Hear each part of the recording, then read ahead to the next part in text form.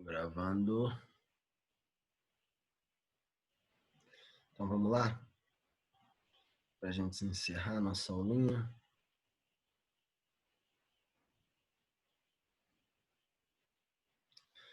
Então, na aula passada a gente começou a falar sobre a biogênese, né? Sobre biogênese, como que os seres humanos começaram a pensar sobre evolução, né?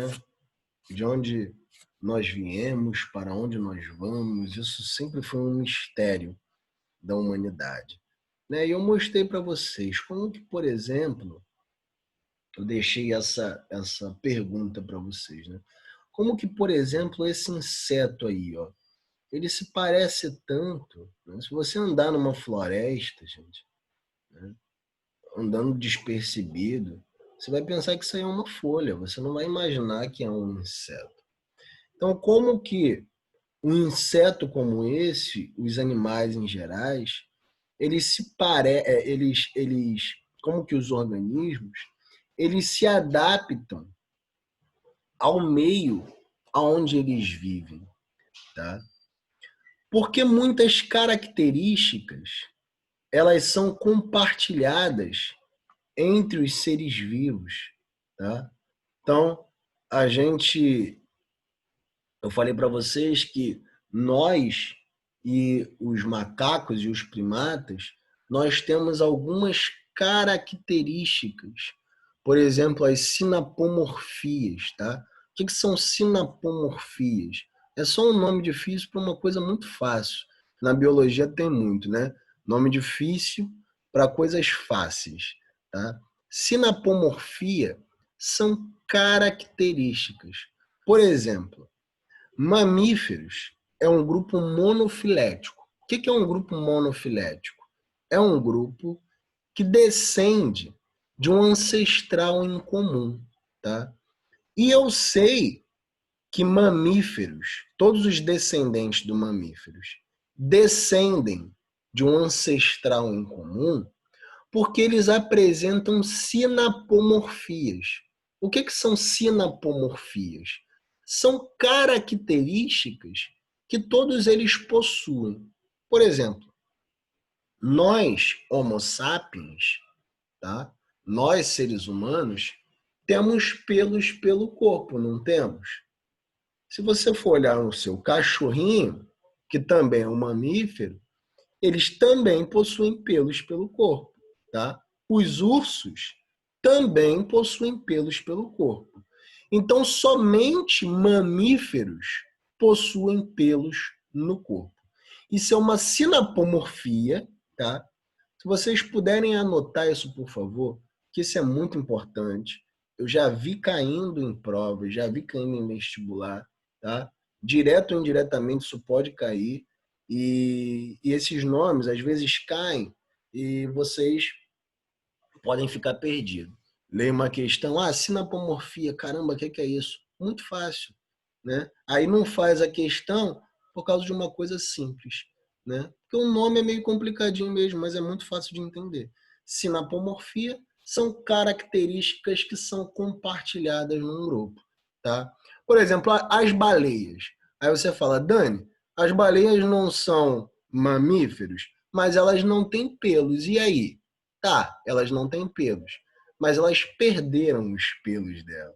Mas elas possuem outras sinapomorfias, como, por exemplo, glândulas mamárias, que todos os mamíferos possuem. Elas também possuem, tá? Então, alguns organismos, a gente vai ver que na evolução, alguns organismos podem perder algumas estruturas, como, por exemplo, serpentes. Todas as serpentes, as cobras, elas são descendentes de ancestrais tetrápodas. O que são tetrápodas, gente? Muito fáceis. Poda vem de pés, tá? Tetra vem de 4, né? O Brasil é penta, né? Campeão. Mas quem é tetracampeão é 4 vezes campeão, né? Então, tetrápoda tem 4 patas ou 4 pés, né? Todos os animais, como nós, que temos 4 patas, tá? Somos tetrápodas, assim como os répteis, tá? assim como os anfíbios. As cobras descendem desses ancestrais, mas em algum momento da linhagem evolutiva, o grupo das serpentes perderam as patas, tá? Mas se a gente vê os fósseis antigos das serpentes, os fósseis antigos tinham patas, né? Então as serpentes tinham patas, beleza? É bem legal da gente estudar isso. Então as sinapomorfias são isso. Monofilético, é legal de vocês anotarem também. O que é um grupo monofilético? É um grupo que descende, todos os seus descendentes descendem de um ancestral em comum. E como que a gente pode saber disso? Olhando as sinapomorfias, olhando as características desse grupo. Por exemplo, aves, gente. Aves. Qual é a sinapomorfia das aves? Por exemplo, presença de penas. Qual o outro grupo que tem penas no corpo? Nenhum outro, somente aves. Então, as aves é um grande grupo monofilético, elas descendem de um ancestral em comum e apresentam algumas sinapomorfias, como presença de penas no corpo. Agora, uma questão que eu queria que a Jéssicazinha, Nilo e a Julinha respondessem. Um mistério da humanidade, tá? Um mistério que sonda, uma pergunta dificílima, um mistério que sonda a humanidade desde os primórdios da humanidade. Quem veio primeiro, hein? O ovo ou a galinha? Quem veio primeiro? O que você acha, Zé? Quem veio primeiro, o ovo ou a galinha? A galinha, Julinha? Gabriel falou que o ovo veio primeiro. E aí, quem tá certo? A Julinha ou o Gabriel? É um mistério que sonda, é um mistério que sonda a humanidade, né? Desde os primórdios. Pô, muito bem, Gabriel. Gostei, meu garoto. É isso aí. Você olhando a sinapomorfia, a gente não pode falar, a gente sempre fala, o ovo vem da galinha e tal, mas não é só a ave que coloca ovos, tá? Pasmem, gente, pasmem. Mas você sabia que até mamíferos colocam ovos? Existem alguns grupos de mamíferos, como os monotremados, né? Os ornitorrincos, que é um bichinho muito bonitinho, me amarra em ornitorrinco. Vive lá numa regiãozinha lá da Austrália, né? É um grupo chamado de monotremados, tá? São animais bem estranhozinhos, né? Tem pelos no corpo, né? Tem glândulas mamárias, tá? Mas as glândulas mamárias deles ficam na pele, né? Então é muito interessante. Os filhotinhos vão na pele para sugar o leite. É uma coisa bem louca. São mamíferos primitivos e eles são mostram que eles são primitivos porque eles ainda não colocam ovos, tá? Então os mamíferos monotremados ainda não colocam ovos. Então, colocar ovo não é uma sinapomorfia de aves, tá? O colocar ovos veio lá atrás, com répteis. Quem colocou ovo primeiro foram os répteis, tá? Não foram as aves. As aves vieram depois. Inclusive, as aves são uma linhagem de répteis, beleza? As aves estão incluídas numa linhagem dos répteis. Tá? Quando a gente chegar em diversidade animal, a gente vai conversar mais sobre isso e eu vou mostrar outra coisa para vocês interessante. Vou mostrar para vocês que os dinossauros não foram extintos, tá? A gente costuma dizer que os dinossauros foram extintos, mas não. Tá? Inclusive, a gente come bastante dinossauro. Minha avó fazia um dinossauro com um macarrão muito gostoso, por sinal. Eles só diminuíram de tamanho, mas eles não foram extintos, não. Tá? Só mudaram algumas características, mas os dinossauros não foram extintos, beleza? Mas aí agora vocês conseguem responder, ó. Lá no grupozinho da família, piadazinha nerd, ó. O almoçozinho de família faz uma carazinha de intelectual, ó. Quem veio primeiro, o ovo ou a galinha? E aí você consegue justificar agora isso. Não é só responder, justificar, não. Quem veio primeiro foram os ovos, e quem colocou ovo primeiro foram os répteis. As aves vieram de uma linhagem posterior dos répteis e elas colocaram ovos depois, mas quem colocou ovo primeiro foram os répteis, né? Então, vocês conseguem dar uma de intelectual lá no almoço em família. Beleza? Então, entenderam o que é um grupo monofilético, o que são sinapomorfias? Essas reflexões são muito legais para a gente entender evolução, para a gente começar a pensar sobre evolução. Tá?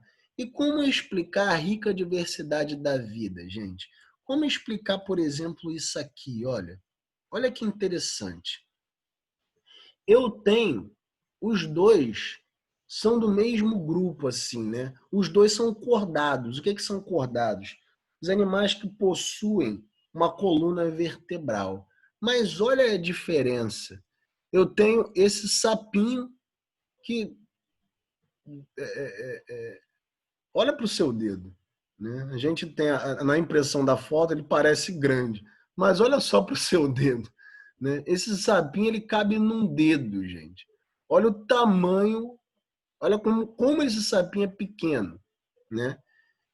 E eu tenho aqui a baleia azul, que é o maior mamífero, não é o maior mamífero, é o maior animal existente no planeta Terra, tá? Para vocês terem a noção do tamanho da baleia azul, o coração, só o coração dela é do tamanho de um carro.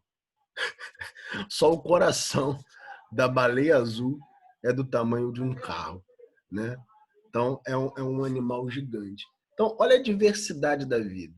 Como um animalzinho tão pequeno, né, e um outro animal tão grande. E eles participam do mesmo grupo, são do mesmo grupo de cordados, tá? Por quê? Porque sofreram uma pressão evolutiva e tiveram que se adaptar a diferentes ambientes. E a gente vai ver isso mais com calma, tá? Mas como que os homens começaram a pensar, né, na origem da vida? Né? Primeiro que eu falei para vocês, o criacionismo, tá? Mostrei que até li a Bíblia, né? Vocês estão me convertendo, que eu li a Bíblia para dar essa aula para vocês de criacionismo, né? Então, o criacionismo ele significa o quê? Que o mundo e tudo que há foram criados por um ser superior, tá? E aí começaram a também pensar, alguns intelectuais começaram a pensar também como Aristóteles, tá?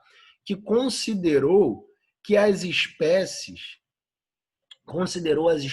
como unidades fixas, tá?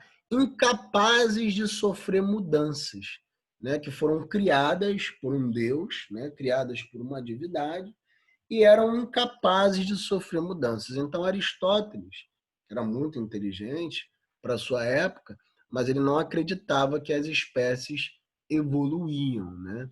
Ele tinha daquela ideia de Noé, da arca, tá? Que aconteceu o dilúvio todo lá, que entraram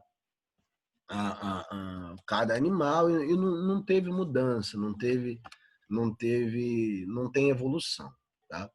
E ele até criou uma escala natura, que significa que, escala naturi, que significa que as formas de vida foram por ele organizadas em uma escala ou escada em diferentes níveis de complexidade. É muito interessante isso aqui, ó. É muito interessante isso aqui. Olha o pensamento da época. E é legal a gente enxergar o homem como enxergar a espécie humana, os seres humanos, como pessoas históricas, né? Então ele tinha essa escala aqui, ó. Então ele tinha os organismos como os organismos mais basais eram as pedras, né? Eram os minerais. Depois vinham os vegetais, tá? Aí depois a gente tinha os animais, né? Depois tinham as mulheres, tá? Então, depois dos animais vinham as mulheres, depois vinham os homens. Tá? Então, a gente tem um machismo estrutural aí. Olha que coisa. Tá? Depois dos animais tinham as mulheres, depois das mulheres tinham os homens, e aí depois tinham os anjos, e aí depois tinha Deus. Tá? Então, essa era a escala Naturi de Aristóteles. Antes de taxar Aristóteles como machista, a gente tem que pensar no ser humano, no Aristóteles e todos os outros pensadores da época como pessoas históricas, né? Se a gente for ler livros de William Shakespeare, né, livros de grandes autores, a gente vai ver um machismo estrutural ali. Na própria Bíblia, gente, há um machismo estrutural muito grande. Por favor, eu não estou querendo me opor a religião nenhuma. Eu só estou mostrando que há, sim, na Bíblia as mulheres tinham que permanecer caladas nas igrejas, né? Por exemplo, a Bíblia considerava é, é, é, vacas, ovelhas e mulheres como coisas, tá? Então, assim, o ser humano é um ser histórico que vai se desconstruindo ou não, né, com o passar do tempo, tá? Então, mas aí começou a se pensar, antigamente tinha esse pensamento que os seres vivos eram incapazes de sofrer mudanças, né? Pelo pensamento do criacionismo e pelos pensamentos dos pensadores antigos como Aristóteles, tá? Depois veio um pesquisador também muito importante, que foi Linneu, tá? Linneu, que ele foi um físico e botânico sueco, ele procurou classificar a diversidade da vida e, em suas palavras, ele classificava a diversidade da vida para a grande glória de Deus. Então, você vê que os grandes pensadores eles tinham uma religiosidade muito grande, muito grande. Né? Era um tempo que a Igreja Católica mandava.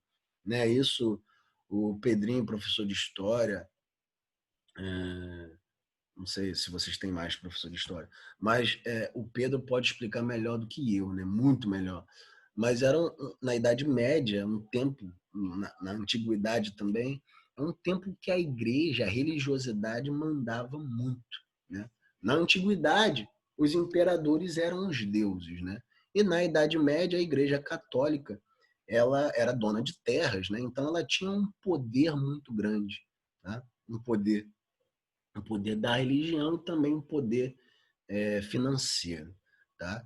E ele foi o cientista que desenvolveu o sistema binominal, tá? O que a gente utiliza até hoje para dar nome às espécies.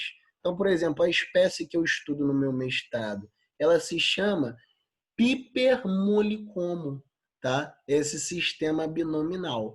Piper é o gênio dela e mollicomo é o epiteto específico dela, tá? Igual a gente, Homo sapiens. Homo vem do gênero e sapiens é a espécie, tá? É um sistema que é utilizado até hoje.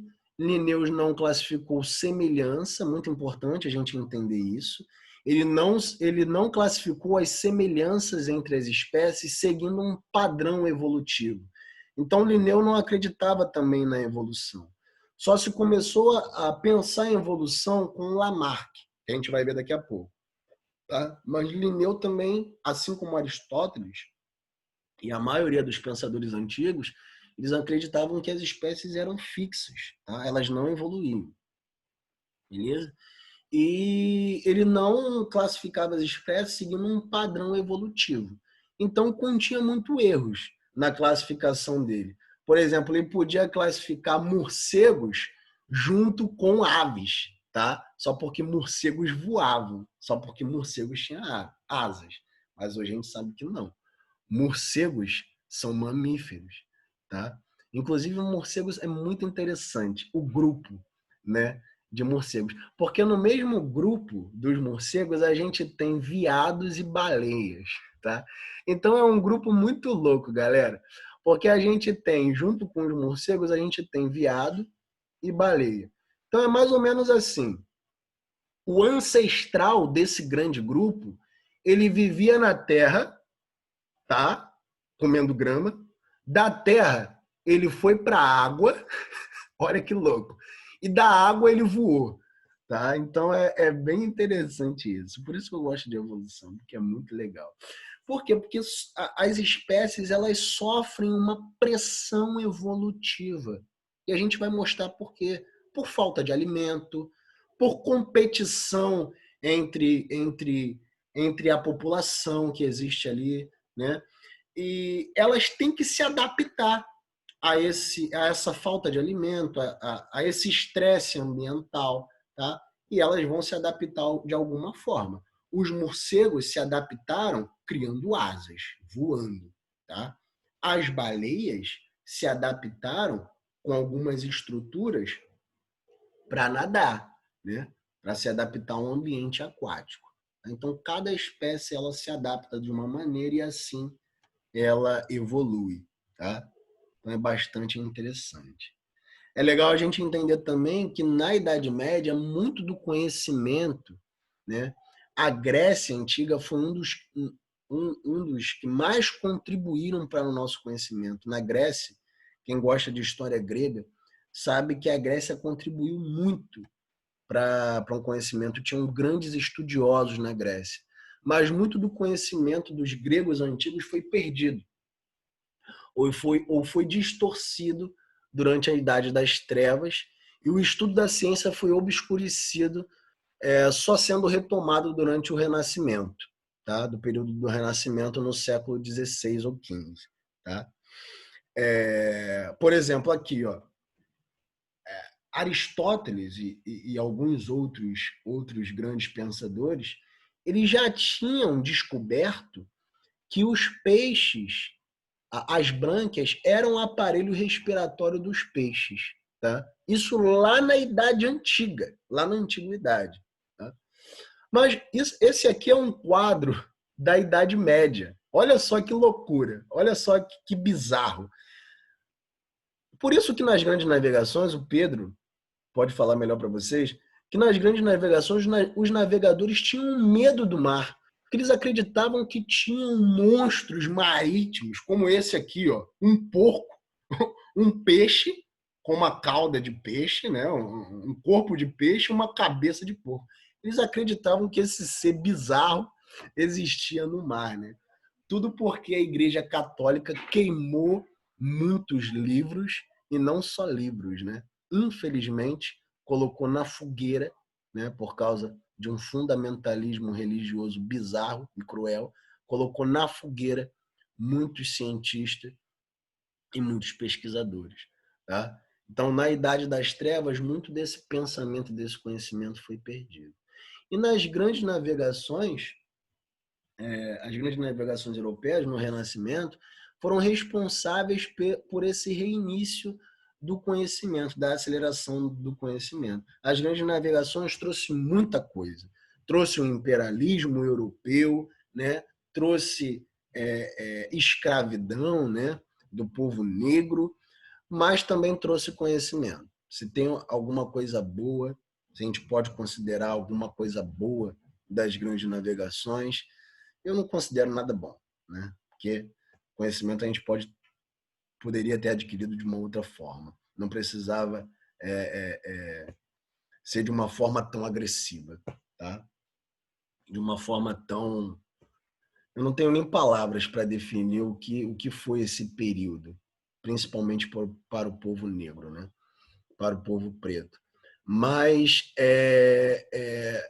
as grandes navegações trouxeram muitos conhecimentos. Por quê?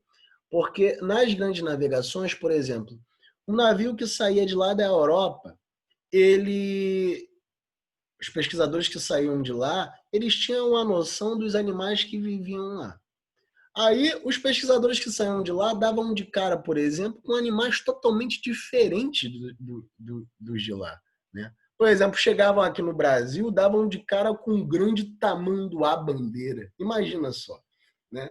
Então eles começaram a pensar, cara, eu nunca vi esse animal, né? Como que esse animal foi aparecer aqui? Se esse animal não voa e nem nada, como é que esse animal foi aparecer aqui? Então eles começaram a pensar em evolução daí, né? Então as grandes navegações foi trazendo bastante conhecimento, beleza? Então a primeira teoria evolucionista que a gente começa a entender foi com Lamarck, tá? Deixa eu só perguntar para vocês, o professor de geografia, ele disse que a aula seria 10 horas hoje? Ele falou que era 9h50. Ah, 9h50? Acho que dá tempo, sim.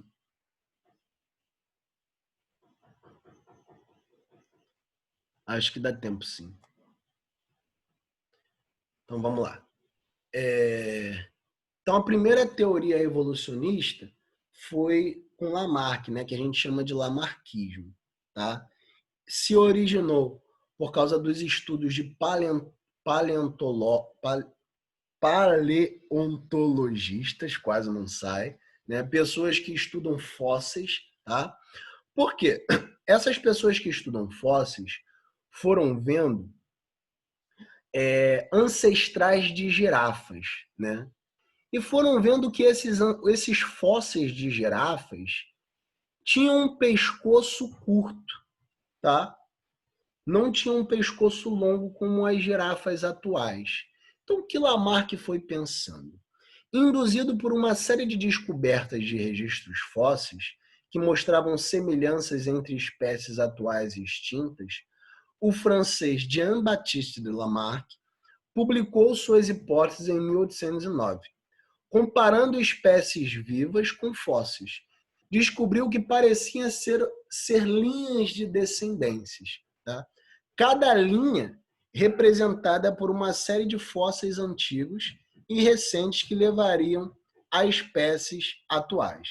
Então, todos esses aqui eram ancestrais de girafas, tá? Vocês notem que todos esses tinham pescoços curtos. Então, o que Lamarck pensou? Poxa, como é que esses animais tinham um pescoço curto? E agora as girafas atuais têm um pescoço longo. Então, Lamarck foi pensando nessas teorias e ele criou uma hipótese. Tá? Então, a hipótese utilizada por Lamarck foi a seguinte. Tá? Uma das hipóteses importantes, e eu quero que vocês anotem, porque isso cai muito em prova, cai bastante em prova.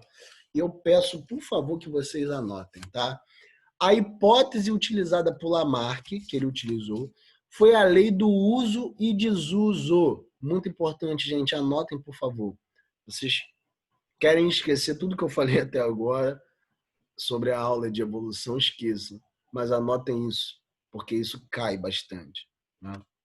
Então, a primeira hipótese utilizada por Lamarck para explicar por que os ancestrais das girafas tinham um pescoço curto e por que os descendentes das girafas atuais agora, as girafas atuais têm um pescoço longo, a hipótese que ele utilizou para explicar isso foi a lei do uso e desuso. Tá? O que é essa lei? Essa lei postula, é um princípio que postula que partes do corpo que são utilizadas extensivamente se tornam maiores e mais fortes, e aqueles que não são utilizados extensivamente acabam atrofiando. Então, é bem fácil de entender. É mais ou menos assim. As girafas com o pescoço curto, elas se alimentavam de árvores pequenas, árvores baixas, tá? Então elas não precisavam esticar o pescoço para se alimentar. Então estavam ali, ó, se alimentando da copazinha da árvore pequena, sem precisar esticar o pescoço. Só que aconteceu um impacto ambiental que acabou com essas árvores de pequeno porte, tá? E só ficaram árvores de grande porte. Isso segundo o pensamento de Lamarck, seguindo a lei dele de uso e desuso, tá? só ficaram árvores de pequeno porte. E aí o que aconteceu? As girafas tiveram que fazer o quê, gente? Esticar o pescocinho, ó. Igual o Fat Family, ó. Esticar o pescocinho para conseguir o quê? Se alimentar dessas folhas da copa das árvores grandes, né? E quando ela ia, ó, extensivamente esticando esse pescoço, ele foi esticando junto com ela. E ela conseguia passar isso para o seu descendente, tá? Lamarck foi pensando nessa teoria aí. Então tem a lei do uso e desuso, tá? Que quando partes do corpo eram extensivamente utilizadas, elas se tornavam maiores e mais fortes, né? E outras que não eram utilizadas acabavam atrofiando. Então, o pescoço da girafa, eles se tornaram maiores porque elas tinham que esticar o pescoço para comer as árvores maiores, né? E a herança dos caracteres adquiridos. Ele defendia que os organismos poderiam transmitir essas modificações para a prole, tá? Lamarck explicou que o pescoço musculoso e longo da girafa teria evoluído ao longo de várias gerações desses animais que esticavam seu pescoço cada vez mais, e os fósseis eram de animais que morreram nessa transição. Porém, eram da mesma espécie que as girafas atuais, tá? Então, ele acreditava que as girafas hoje de pescoço longo tinham um pescoço longo porque elas exercitavam esse pescoço, tá? Lei do uso e desuso, e ela conseguia transmitir essa característica para os seus descendentes, herança dos caracteres adquiridos. Outra coisa que vocês têm que anotar. Duas leis importantes que Lamarck acreditava, tá? Duas leis importantes do lamarquismo, gente. Lei do uso e desuso, quando eu uso extensivamente uma parte do corpo, como o pescoço da girafa, e herança dos caracteres adquiridos, quando eu consigo passar essa característica para minha prole, tá? Mas a gente viu que Lamarck ele foi importante porque foi dele que começou a se pensar em evolução, tá? Não foi de Darwin. Tá? Darwin foi importante para a gente pensar na seleção natural, né? Que é o mais válido até hoje. Mas Lamarck também tem a sua importância, tá, gente? Aliás, tem a epigenética, que é bem importante hoje em dia, que mostra que sim, o ambiente pode provocar mudanças no DNA. Isso é estudado pela epigenética. Tá? E essas mudanças podem provocar mudanças também no corpo. Beleza? Mas alguma dessas leis de Lamarck tinham problemas para a gente. Tá?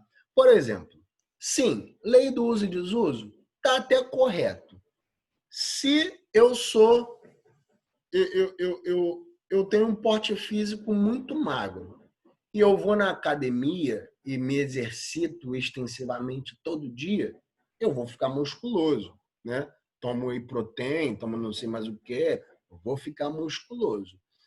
Mas eu vou transmitir essa característica para o meu filho? Não, né? Não. O meu filho ele pode ser musculoso sim, se ele também malhar. Mas se ele não malhar, ele não vai ser musculoso, tá? A mesma coisa.